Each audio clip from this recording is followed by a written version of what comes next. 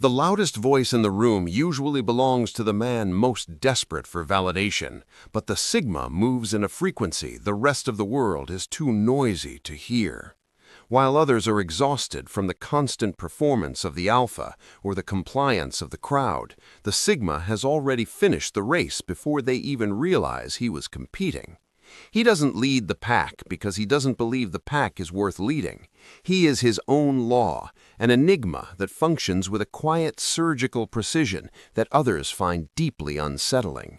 If you stay until the end of this video, I'm going to reveal the specific wisdom that allows a man to weaponize his isolation and the exact moment his internal architecture turns into steel. You'll understand why your silence is actually your most dangerous asset and how to use it to gain absolute leverage in a world that is constantly trying to buy your soul. Sign number 1. The isolation that felt like death but made him immortal. Picture him sitting at a cluttered office desk, or perhaps staring at a half-eaten dinner in a quiet apartment, the blue light of a phone screen reflecting in his eyes as he realizes the loyalty he was promised was just a temporary contract. For years he played the standard game, chasing the promotion, seeking the likes, and looking for his reflection in the eyes of women who only loved his potential. Then came the rupture, the specific, gritty sting of a pink slip handed over by a manager who couldn't look him in the eye, or a text message that ended a 3-year relationship in 2 sentences. In that moment, the regular man dies, but the Sigma sees the betrayal as a necessary transaction. He doesn't seek revenge, he feels a cold, forbidden gratitude for the reboot. He realizes the crowd is addicted to a rigged system, and he is finally free to go dark. He becomes ice. He becomes untouchable, walking to a rhythm that only he can hear. If you're sitting there right now feeling the weight of a world that doesn't understand your silence, understand this. That weight isn't crushing you.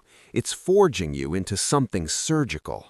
But this is only the beginning of the shift. Sign number 2. The silence that felt like a cage but became his fortress. Imagine sitting at a crowded networking event or a loud family dinner, watching the average man exhaust his spirit trying to dominate the conversation. Before the shift, he was that man, nodding at jokes that weren't funny and checking his phone for notifications that never came, desperate to be seen. Then the rupture happens, a quiet office late at night that the more he speaks, the less he is heard. He stops performing. He begins to collect data on every micro-expression and hidden motive in the room, while others are blinded by their own egos. This silent observation disrupts every expectation of social hierarchy. People start to feel exposed because they cannot map his vulnerabilities. They realize he isn't buying their performance.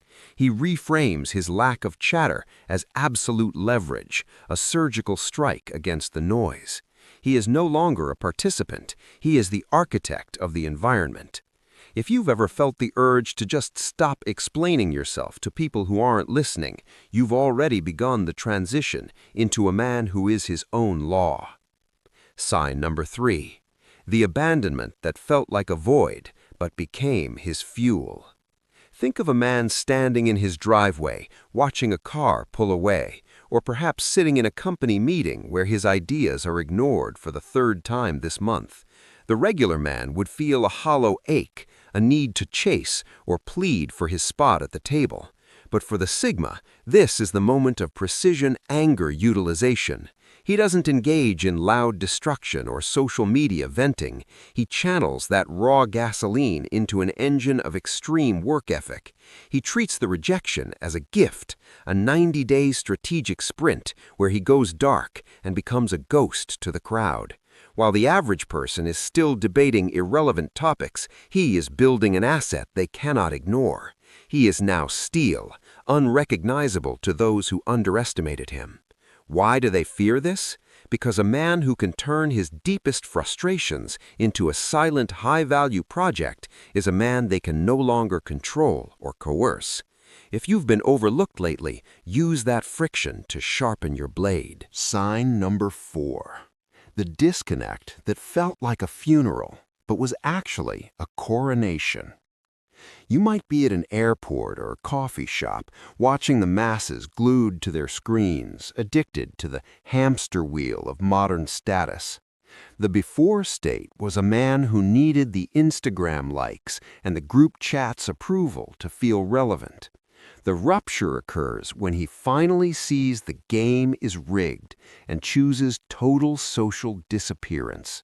He enters monk mode, not as a retreat, but as a tactical disconnect to illuminate his specific pathway to success. This sudden absence causes genuine fear in the crowd because people fear what they cannot track. By realizing he does not need the world's permission, he operates with a dangerous freedom. He is enough alone.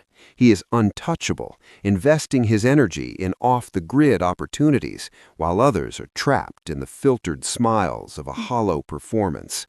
Are you ready to let the world wonder where you went? Let me know in the comments if you've already started your period of strategic disappearance. Sign number 5. The insight that felt like a curse but became his vision. Imagine standing in a sterile grocery store aisle or sitting in a high-rise office watching the hamster wheel of modern life spin in real time.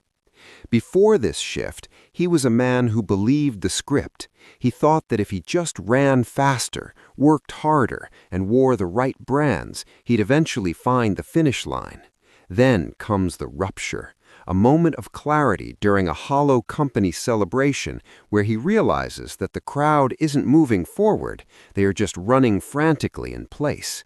He sees the game is rigged, and his silence confirms he no longer respects the rules. This pattern recognition mastery disrupts expectations because he stops reacting to the stimuli that control everyone else. While the average man is distracted by the latest outrage or filtered smile, he is analyzing the underlying architecture of the system.